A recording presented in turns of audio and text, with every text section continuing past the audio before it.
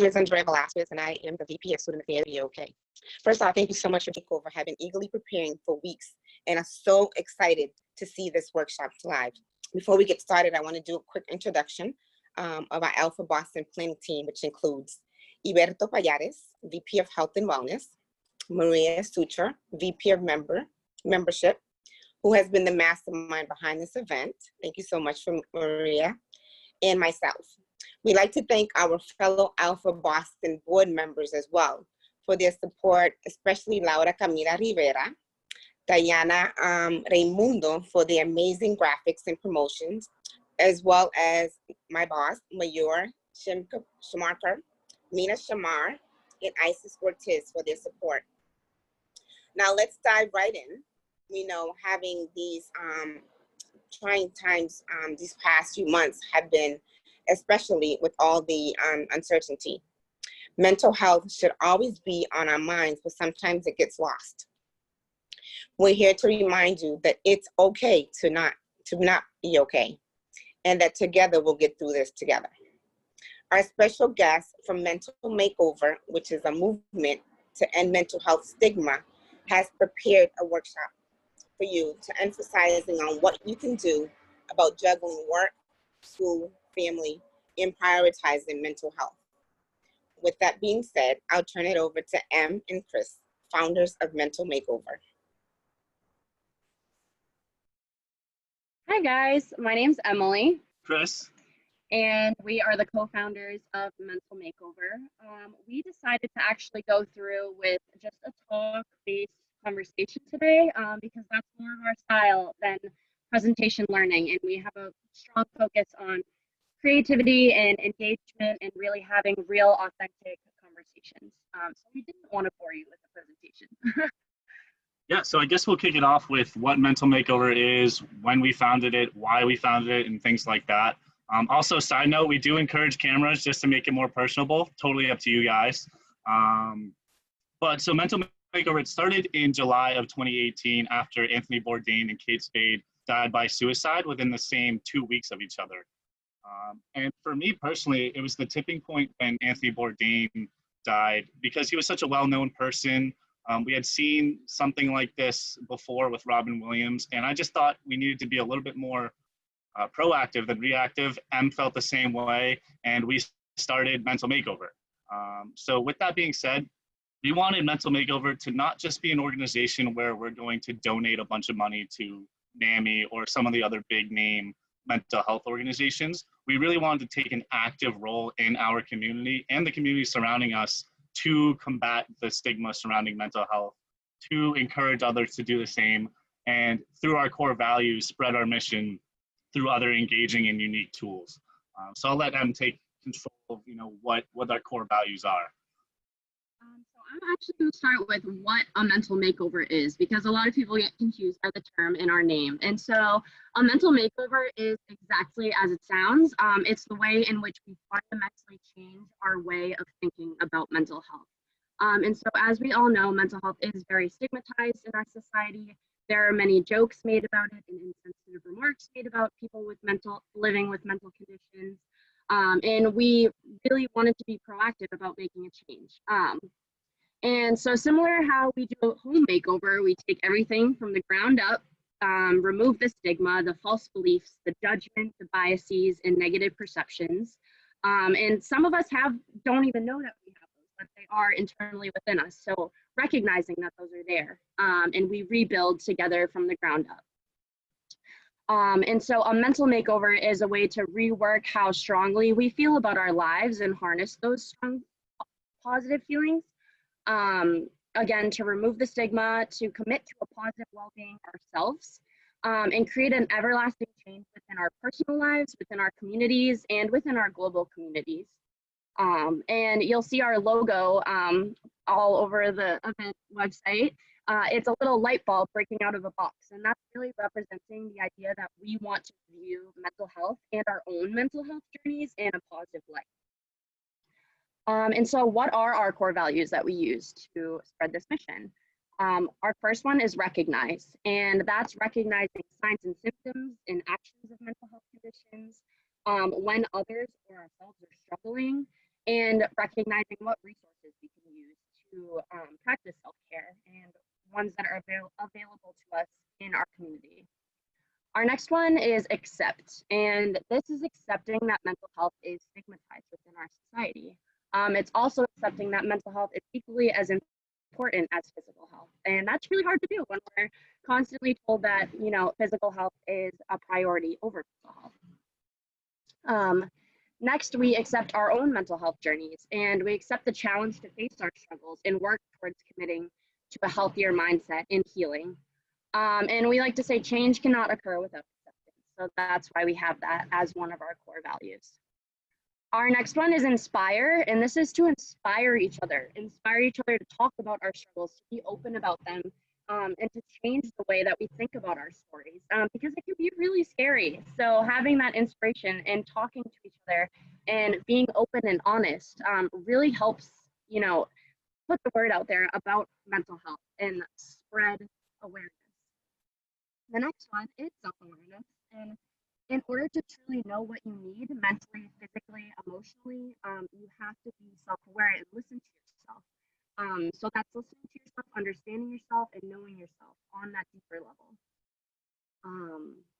And our last one is educate. And that, as a community, we need to pass along our knowledge. We need to educate ourselves if we are diagnosed with a mental condition, even if we aren't, as to what the symptoms are, what the best treatments are, what treatments and self-care practices work for you, and really teaching yourself and learning to reframe that mindset so that you can, you know, take care of yourself in that way. Education also starts with starting a conversation. It's not easy to talk about mental health, and that's why we're here. We want you to feel like it is a comfortable space to open up and be able to talk about yourself, your experiences with mental health, and sharing your story, because your story will empower others to do the same. And so if you didn't notice, our core values spell out raise, and that is because our main end goal is to raise awareness in regards to mental health and change the way that it is looked at in our society. And Chris will take it off with some important notes that we have before diving into the topics that you guys submitted to us. Yeah, so like Emily said, we spell out raise with our core values, and also we got a lot of topics from Maria regarding what we wanted to talk about today or what people wanted to hear about. So whether it be family struggles or maybe school or working 2 jobs and also having school. First off, we wanted to point out, and this is our huge, I guess, topic right now, is that mental health and recovery and learning about yourself and self-awareness, it's not a one-size-fits-all. So what might work for someone might not work for you, and vice versa. So before we get into self-care and, you know, what we personally do for our self-care and dealing with the stressors that we have, we definitely wanted to make that clear. And it kind of ties into the fact that everyone's different. Everyone has different background, a different tradition, a different culture, anything like that. And it takes a lot of time and patience and self-awareness to figure out what works best for you. And we kind of equate the fact that people are looking for a one-size-fit-all, maybe a concrete thing to take care of yourself with you know, the materialistic society that we live in. Everybody wants that, you know, new phone or something that will be an end-all, fix-all. Or, you know, you buy a master class for $100 and you think that you're going to be, you know, the next, I don't know, Warren Buffett or something like that. It's definitely not a one-size-fits-all, and it's definitely not materialistic. We have to realize that, you know, maybe exercising works for me and it doesn't work for Emily. Maybe reading works for Emily, but it doesn't work for me. And we really have to hammer that home before we even start talking about self-care and learning about ourselves and, you know, things like that. Perfect.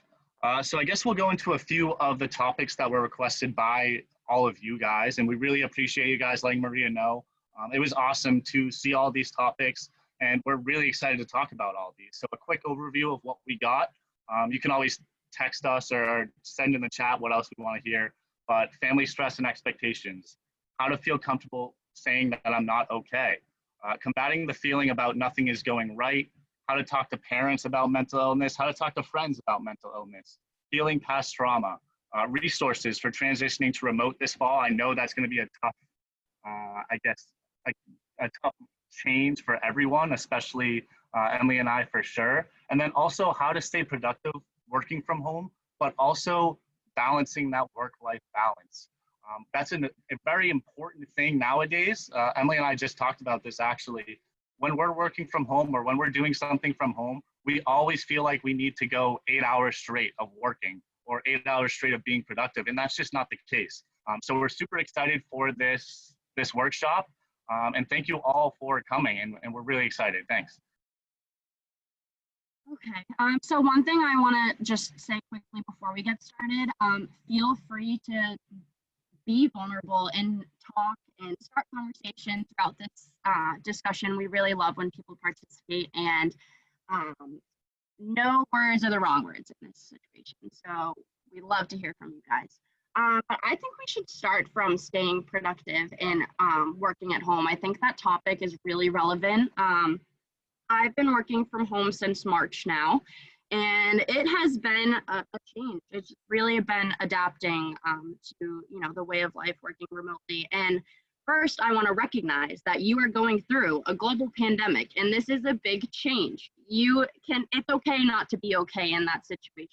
It's not easy to consistently focus on your work day after day when these things are going on around us in the world.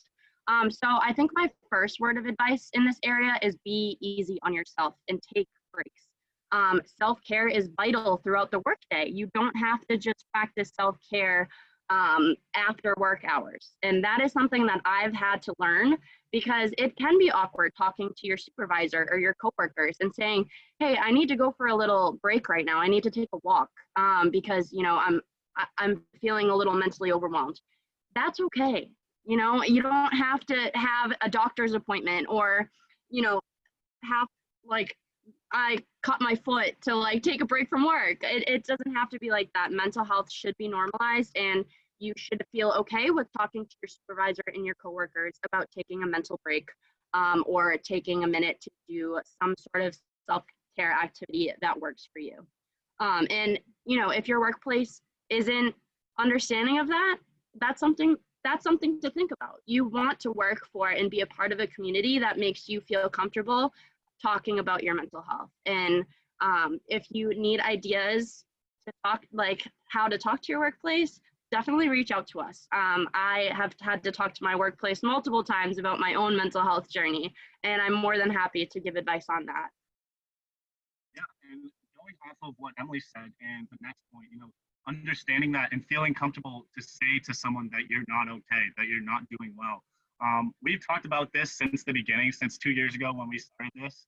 We always thought it was weird that when you're passing someone on the street or you're seeing a friend out, you say, how are you doing? And then it's just good, and then you walk away from each other. It's not really the question, how are you doing? It's kind of just like a salutation. So we really, really, really want you guys to know, and this is much easier said than done for sure, that when we're talking or when we're asking the question, how are you doing, we mean it. So if you don't want to talk to a friend, or maybe you don't want to talk to your own community, please talk to us, and we will give you all of our information, Instagram, Facebook, website, our phone numbers even, if you'd like to do that as well. But the big thing here is saying that you're not okay. That's probably the most important part of your whole mental health journey. You need to recognize that you're not always going to be okay, that there are going to be bad days. Being happy all of the time, it's just not realistic.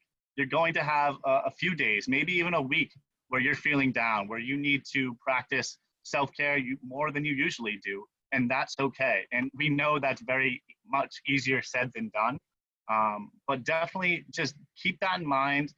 Come back to that whenever you're feeling down, and then just in general, friends really do want to hear from you. They really do want to ask, how are you doing? It's not just a salutation. They'd much rather have you reach out to them than they find out on social media or something like that. Your friends are your friends for a reason, and they will definitely support you in it. Going off of that, in that topic, I feel like we're kind of switching to how to talk about friends with mental health, about mental health. And I just want to say, in my own personal mental health journey, I felt like a burden for so long talking about my mental health or bringing it up around my friends. I was so nervous. I was like, how do I tell my friends that I'm feeling really depressed this week, or that I was really anxious and literally was shaking at some points this week, or I had an anxiety attack today, or things like that. And I've slowly learned that the right people will be in your life and listen to you and want to help you. And we were put on this earth to not be alone and to interact with each other and communicate with each other and be open and honest with each other. And the right people in your life will understand that you are going through these struggles, and they will want to hear from you and help you and guide you through it. And even if they don't have advice for you, just the fact that you are opening up and having someone listen to you is going to help you express those emotions and help you heal through them. And if you're not comfortable doing that yet, write it down. I even started talking to my roommate or communicating with her about my mental health by writing a blog, actually, for Mental Makeover on my account, on our webpage, and I had her read it because she could understand my emotions in a deeper way through reading that blog post. And start with a journal entry and have your friend read it. It sounds silly, but it's a good way to start if you're not comfortable having that face-to-face interaction yet, and they'll understand. And the right people will understand that are in your life. And yeah. Going off of that, and I do want to share, just our personal stories as well. I think that's a really good way to, connect with you guys. And one of the reasons, or one of the main reasons we started this page was because both Emily and I have dealt with our mental health struggles in the past, different times. But for me personally, in high school, I actually had 5 or 6 concussions, and I was out of school for a very, very long time. Between junior and senior year. And Emily, Marie, and I all went to high school, so I'm sure they remember this. But I didn't tell anyone about how I was feeling. Everybody knew physically that I was not okay, but I wasn't telling anyone, mentally how I was feeling. I was just spending days on days on days in my room, not being able to look at my phone, not being able to watch TV or do anything like that. And I really didn't want to talk to anyone about it. Like Emily said, I felt like a burden. I would feel embarrassed if I did tell my friends about this. I didn't even tell teachers about this because I thought, going into a senior year, you have to have good grades. You don't want to make an excuse. You need to go to college. So that really weighed heavily on me. And then one day I was just like, you know what? I feel like if I talk to someone, it'll make me feel a lot better. So I didn't have a therapist, but I did talk to a teacher. I did talk to my family. And it felt really good to just get that off of my chest. And since then, I've just been really a huge advocate of doing that. It's super scary at first. It's very uncomfortable. And if you guys want to hear our full stories, you can check out our video that we made on our website and on our Instagram. We can send Maria the link for sure. But it's really uncomfortable, but it's rewarding as well. I can't tell you how many people have reached out to us after that video and were like, I feel like that too. I want to talk about it with you too. We're all in this together. Not everyone has the same issues as you, but they are going through something. So being there for each other and realizing that, everybody is fighting a battle that we know nothing about. We want to change that quote. We want to change the fact that we want to know what battles you're fighting. We want to know the uncomfortable stuff so we can help and just support. So I'll let Emily take over too. Yeah, of course.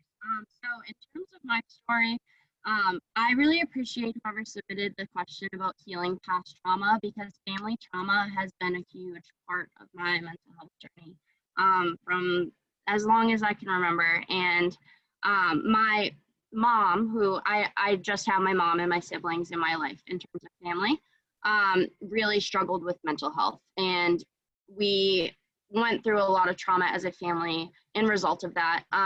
And a lot of people would say, look at that mom, she's a terrible mother, and things like that, just stigmatizing that my mom had mental illness. And it was really hurtful to me. And I didn't understand why so many people thought my mom was a bad mom just because she had a mental health condition. And so some things that I've struggled with are obviously healing through trauma and PTSD, anxiety, depression, in college, it was like a really, really hard time for me because my roommates had all gone abroad, and you'll read, if you watch the video, you'll see this, but I really struggled and started self-harming and reached out for help. I realized that was the point when I didn't see any light anymore and I needed help. And I actually got a therapist. I started talking to my friends. I started opening up about it. I was so scared to talk about it for so long. And facing some of the hardest pains of your life is not easy, but it helped me a lot in my healing journey and mental health journey that is ever changing. By the way, I want to note that because, you know, it's not just this thing that you're going to go through and, oh, you're okay again. Your mental health is good all the time. It's not. And that's something we always have to put at the forefront. And you'll hear Chris and I say probably 12 million times throughout this presentation. And I just saw Gia's question come up. And what do you do if you share with a professor or employer that your mental health is affecting your productivity or ability to do your work, and they don't respond with care or understanding, or offer any kind of compassion or forgiveness? For example, they say something like, well, everyone is struggling right now. That is a very, very good question. And in terms of my answer, I feel like if your workplace is not responding in a way that validates your emotions, and doesn't understand the fact that you're struggling with your mental health, first, I would talk to HR, because HR is like the hub of your organization, and can definitely help with those issues, in terms of, you know, it might be just your supervisor. It might not be your whole organization that believes in that. But if it is, maybe you want to reconsider, you know, your position in your workplace and the workplace that you're in, because you want to surround yourself with people who understand your mental health and are going to be compassionate and forgiving and understand that you're not always going to be productive, especially during these times. And I hate that quote that everyone's struggling right now, because that just totally invalidates your story and your personal struggles that you're going through. And I always tell people, you know, some of my friends feel a little intimidated talking to me because they're like, well, you've gone through so much with your family and your trauma, and I don't want to talk to you because I'm so nervous to, you know, put a burden on you. And yours is way worse than mine, your mental health journey. And I'm like, my situation is not worse than yours. You don't compare yourself. Self-comparison is the worst. It's the worst thing. I hate it, in all areas of life. And but going back to that question, I think first step would be HR. If you really love your organization and you don't want to leave that organization, then be the voice of change. Try and talk to HR. And it's just usually one person you have to talk to in most circumstances. I'm not sure what organization you work for or business, but HR has to keep it confidential. So they won't be able to be like, this person said this about our organization, or doesn't feel comfortable with their supervisor. Most times it's confidential, so you won't have to worry about your supervisor finding out. That would be my first step. And second step, pros and con list of that organization. Write them down. And if you don't feel like that's the best space for you mentally, reconsider, because there will always be, I'm sure you are a very capable, strong, amazing person who deserves a position in a company that is going to recognize that and want to care for and prioritize your mental health. So that would be my. Yeah, so I totally agree with Emily. I think HR is definitely the way to go. And also going back to self-comparison, you really can't put a number or a concrete, number on how people deal with their trauma and what is worse, and how it's affecting someone else. As we said at the start of this, there's no concrete, like, oh, trauma is worse than depression, or anxiety is worse than depression, or something like that. That's not how it is. It affects everyone so much differently. And we really have to keep that in mind. So going to Emily or going to a friend that you trust, that would welcome you with open arms, that's the first step for sure. And then going to HR, and you really may not find support in your organization. As Emily said, reconsider. If you can't reconsider because you're in a money crunch, or you need this job to have a standard of living, go to a trusted adult, go to a trusted friend, go to a group where you feel accepted, where you feel like your feelings are valid, and go from there. And if you can't find anyone else, come to us. We will listen until you can't talk anymore, seriously. So that's definitely a great question. Really appreciate it. And any other questions, if you guys just want to type into the group chat, we'll totally answer. But for now, we'll keep going on the topics that we've already gotten from you guys. Go ahead. Yeah, okay. Next question I'll go off of is combating the feeling that nothing's going right. That's a really hard one. Because I feel like for a really long time, I just wrote a post about this. I felt like nothing was going right, and I felt like I was happy, and it was like an hourglass on the table, and my happiness was just going to run out. And I had this mindset that I was always fearful of the bad thing that was going to happen to me next. I was like, oh, I feel good right now. What bad thing's going to happen to me next? And that mindset, I had to make a mental makeover and change that mindset and slowly teach myself that happiness and sadness can coexist. And something that I've personally done, and I think this can connect to healing past trauma is as well, is like keeping this mantra that I don't have to be absorbed by my negative emotions. For so long, when I felt sadness, I was like, this is it. And I went into like a hole, and everything just felt like a spiral, and I couldn't get myself out of it.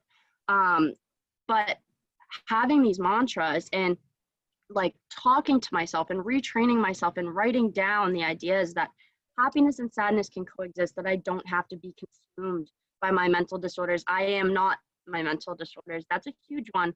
A very, very hard part of mental health is acceptance. And for a long time, I was like, I had stigma against myself and my own disorders that I had, and that was preventing me from healing. And so I think my advice in terms of combating that feeling that nothing is right, good things are always happening. It may feel like there's a bad thing after bad thing after bad thing, but happiness and sadness can coexist. And that is a mantra that I have been holding on to for the past few months that has really, really helped me. And if mantras don't work for you, there's so many self-care practices that can help with, you know, that feeling that nothing's going right. And just, we were just talking about this actually, finding joy in your everyday life, because a huge part of, you know, feeling like nothing's going right is because we are so consumed by this materialistic society that's go, go, go, work all the time. We feel guilty for self-care and like finding joy and doing things we love because we're so busy and caught up with the idea that, you know, we're taught as a society to work, have responsibilities, and fun comes after. But we're promoting the quote today: work hard, play hard, not work hard, play later. Work hard, play hard, and take care of yourself in between all the time, because it's so important. And, you know, we are taught by our organizations and society that it's wrong, but it's not wrong. We have to go back to our roots, and that's a huge part of healing past trauma for me. I talked about with my therapist is going back to like child roots and, you know, teaching myself to enjoy play and enjoy fun and find things that I'm passionate about. We're sitting in a van right now. We didn't even introduce that, but we're sitting in my Volkswagen van. This vehicle brings me so much joy, and it took me so long because I was so fearful of, you know, following this dream of getting a van and traveling. And I finally, you know, really chased that passion, and it has given me so much joy that I look forward to my next adventure. So I think my best advice in that area is also find something that you're really passionate to and that gives you so much joy, so you can look forward to that thing every day. And Chris, I don't know if you want to add something. Yeah, I mean, Emily said it really, really well. I think it goes back to our core values. Accept that you're going to have bad days, like I mentioned before. Accept the negative emotions as they come, but don't be absorbed by them. Don't be consumed by them. It's a part of life to have happiness, to have sadness, to feel regret, you know, things like that. And accept that. Accept the fact that you're not going to be happy 100% of the time. And if you meet someone that's happy 100% of the time, please let me know, because I'd love to meet them as well. But just be comfortable with yourself. Be comfortable with the fact that you are going to have good days, bad days, and things like that. And we just actually got another question. So I'm sure you guys saw, but I'll just read it out loud real quick. What advice would you give or suggest to someone who recently graduated and is currently job seeking and is constantly receiving rejection emails? How do you cope with so much rejection and have motives to still continue to apply? That is a great question. Emily and I both graduated last year, so 2018. And it did take me a while to get a job as well. And funny enough, I worked as a recruiter for a while before I got furloughed. So I've been on the other side of those rejection emails. They are the worst to send. And I always did them in person. I would never send an email just to give that person, a little bit more respect. They work so hard to apply and fill out a cover letter or maybe their employment history. The least that we can do is, call them. But that's besides the point. Dealing with rejection, that is so hard to do, especially during this time. There are no companies hiring. And if they are, it's just for, temporary or contract work. And I guess just to think to yourself, you're all in this together. There is not one person that hasn't been affected by this pandemic. And I know we talk about how, I think Gia mentioned that, oh, we're all struggling right now. It's not just that, we are, but have a little bit more, be a little bit more personal about that.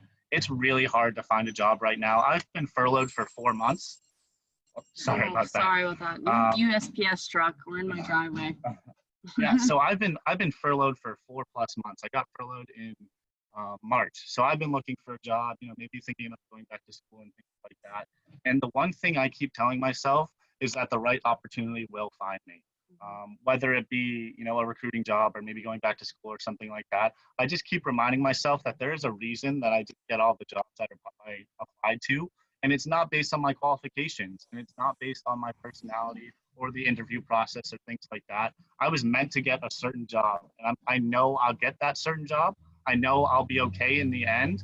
Rejection is hard. It feels like a whole ton of rocks is coming down on you after you get 5, 6, 7 rejection emails. And the big thing there, it's all automated too. So that makes it a little bit worse as well. But just remember that you're not alone in this. It's okay to keep trying and just make sure to feel good about who you're applying to, what company you're applying to, and just realize that you're gonna find the job for you. It may take a long time, especially during this pandemic, but definitely try to stay positive. Realize that there are going to be negative days. Realize that you're going to have a tough time dealing with those emails, but it'll be worth it in the end. You'll find a great company, and you'll be able to work for one of your dream companies or your dream job or something. One more side note for that question, and then we'll move on to the couple that popped up in the box.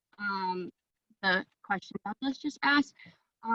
I personally feel like for rejection, that is so difficult. But what was I just going to say? I had it on top of my tongue, but I was like thinking of it while Chris was talking. Hold on, let me read the question again. Oh, yes. Okay. So during this time where you're not finding a position or you feel like you're getting a lot of rejection emails, try and find a volunteer opportunity or group that you're interested in or topic that you're interested in and explore it more, because honestly, it's hard not having a job, and I completely understand, but you have time on your side, which is amazing. And this is time for self-care. This is time for finding those passions and joys I was talking about that can help you. And, doing that and finding, even if it's volunteering, if it's exploring a topic you've always wanted to learn more about, or doing something you always wanted to try, something new, it will help you find the things that you're passionate about, and you could even change your career trajectory based on that activity that you engage in. So I would say rejection is tough, and keep trying, but during that time that you keep trying, try new things and do things that you're passionate about, because you have the time to do them while you're not working right now. And upon doing those applications, I'm sure you already have all of those drafted up to send in. So take that time and do something awesome with it. Yeah, and just a quick side note too. Like I said, I was a recruiter, so this is completely off topic. But if you'd like to send me a resume, I have no problem looking at it. I can update it for you guys and then send it wherever I have contact. So sorry, that's a quick side note, but definitely open to that as well. Okay, moving on to the next question. Oh, thanks, Maria. Shout out to Delilah. My van's name is Delilah. Okay, I personally noticed that watching a lot of news can affect your mental health. What are ways to not let sad death tragedy news affect your mental health? That is a really, really good one. Okay, for this, I have one word, and it is disconnect. And I know that sounds, it's I don't know, politically charged, because of course you have to stay informed and you want to know what's going on in the world.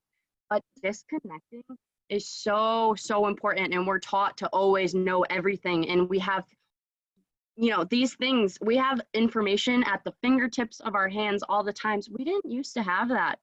We did not used to have that. And it's okay to go back to those roots.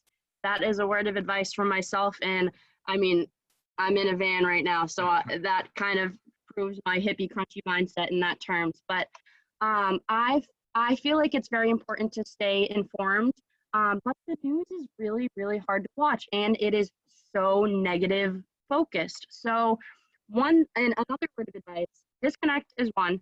Second is follow good news on your social media, good news movement, good news stories. There's a bunch of them, and we actually have a post on that, and we can repost that on our story after this if you want to check it out. But we tagged a bunch of accounts with good news, and following good news, art pages, nature pages has seriously changed the way that I think every single day, because what you read and what you see is what you consume into your mind. And it can be what you become. And that's what I was doing for so long. I was reading all this negative news, and I'm an empath. So I felt bad for the world. I absorbed it. I really, really did. And it's hard. And I feel like some of you may be the same way. And that would be my 2 words of advice: disconnect and follow good news, because there is so much negative news out there in the world. And, it's important news, and it's good to inform ourselves, but it's not good to read negative news and consume that into your mind all the time. Yeah, absolutely. And I think Emily hit the nail on the head there with disconnect and also following good news. We actually talk about this probably, daily or maybe even weekly. We talk about disconnecting, going for a hike, doing things that make us happy in nature outside. The biggest thing for me is whenever I see the news, personally, I don't like watching the news for that reason, whether it be just sad or, like death and tragedy, especially during these times. I like to stay informed in other ways. So maybe an Instagram account that I like to follow, or maybe, I talk to friends about it or something like that. But Emily said something that really, really resonates with me, and I hope it resonates with you guys as well. Just change who you follow. Change everything about your social media.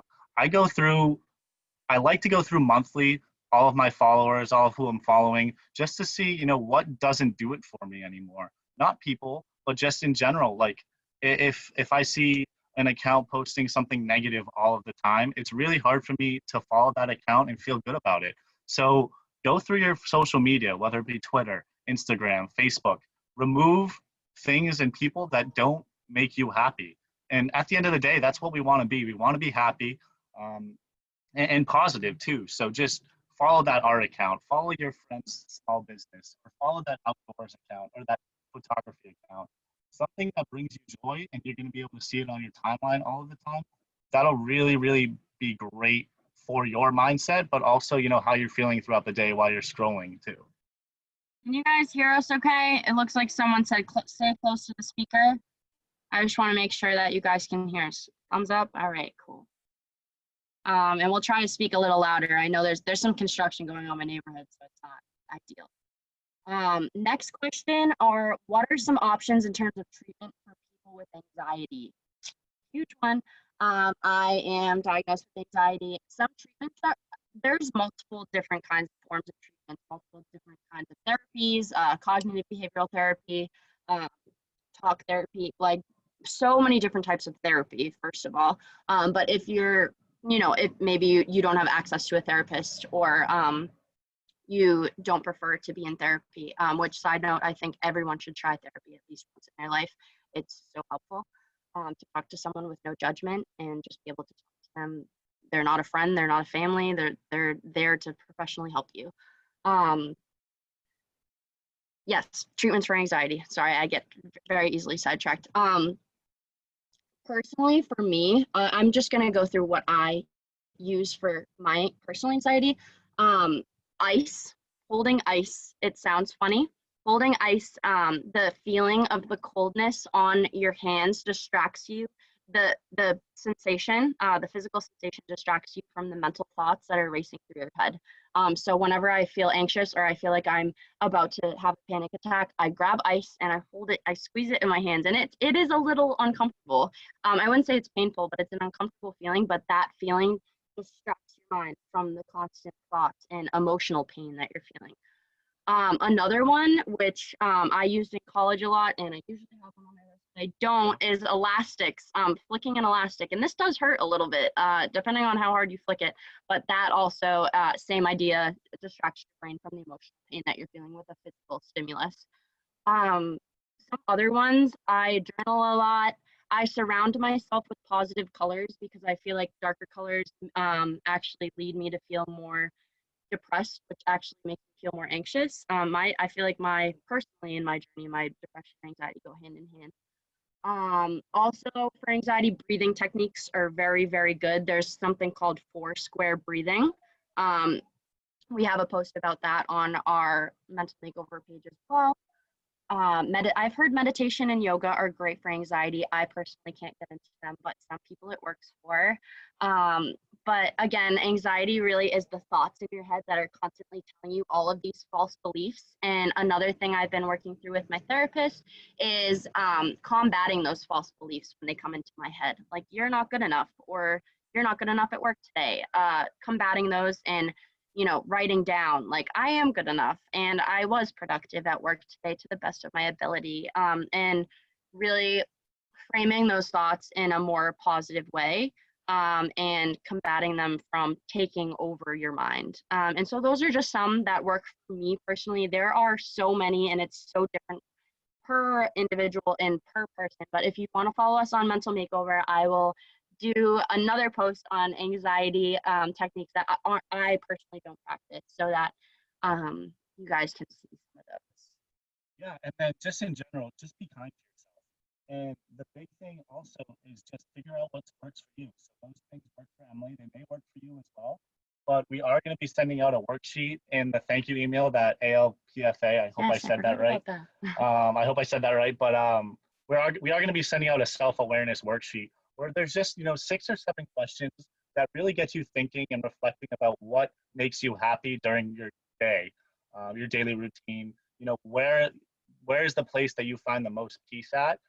Take those answers. You don't have to send them anywhere. You don't have to send them back to us or anything like that. Take those answers and really think about it. What does give you peace? What does make you happy throughout the day? And then think about it in your own daily routine and your own life. And think about the fact that, are you doing these things daily to make you feel happy, to make you feel better about yourself? And then go from there. It's a huge journey. It's not going to happen overnight. It's not even going to happen in a week. But mental health is a journey in itself. There's no destination. Happiness isn't the destination. It's the journey. So take those questions, really reflect on your daily routine, and then go from there and try a few things out, whether it be mindfulness or meditation or writing things down. I love to write, good affirmations, positive affirmations down when I'm feeling down. But yeah, whatever works for you is going to work for you. So Emily, it works great for her that she holds ice, or some of the other things that she talked about. But try everything. See what works for you. See what sticks. It's going to take time, and it takes a lot of patience, which I know a lot of us don't have because we're not trained to have patience. We're always go, go, go. But try different things, look up different tactics. I have tried the craziest things. And some of them I was like, these do not work for me whatsoever. I will never do that again. But some of them I have literally incorporated into my daily life, such as morning walks and disconnecting from my phone for the first few minutes that I wake up. Even the little things like that can really, really help put you in a positive mind space for the day. And one more I wanted to mention for my anxiety is I used to listen to a lot of sad music, and I still really enjoy the feeling of like listening to like slower down music because I just like to feel things. But I started making happy playlists, and I started listening to those and really incorporating like what I said, and I hold this mantra true, like what you consume every day, eating, listening, seeing, what you're doing, it becomes who you are and becomes part of your mind. You are absorbing that, and you want to surround yourself with positive things so that you're absorbing those. It could be redecorating your room so that it's lighter colors. It could be putting candles in your room, like little things. And though it's not like a bathtub a day is self-care and that's it. It's really looking within yourself and working on being vulnerable, being open, expressing those emotions, talking through them, and understanding them, because we're taught not to talk about them or understand them or express them. And especially for men, I know we have a lot of guys on here, men's mental health is really suppressed, and it's so stigmatized and it's hard for them. And ladies, we're taught that we're too emotional and not to express our emotions all the time because we're over emotional, and it's crazy if we over express our emotions. So gear away from those, express your emotions freely, and find safe spaces where you feel comfortable, in communities and people.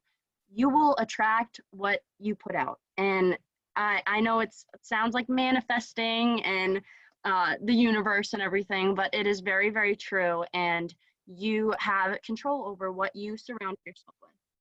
You may not have control over your mind sometimes, trust me, I know that. But you can surround yourself with things that really help influence your mind and your mindset. So I think that's something that I wanted to put out there in terms of self-care. Yeah, definitely. And like you said, it's not just a bathtub or something like that. Or self-care has become a buzzword. It's in pop culture, everything like that. It's become something that we don't really know what the definition is. Is it self-indulgence? Is it self-care? Those are two different things. And I think society and pop culture has really kind of intertwined those two. It could be that a bathtub works great for you, or retail therapy works great for you, or something like that. But like we said, find what works for you, and then continuously make that a habit. And before we forget, we are doing a merchandise giveaway. Maria, thank you for the reminder if you're still on here. But we do have crew necks, and to enter, we want you to take whatever you liked about this presentation, whether it be a quote or a topic or something we said or something someone asked.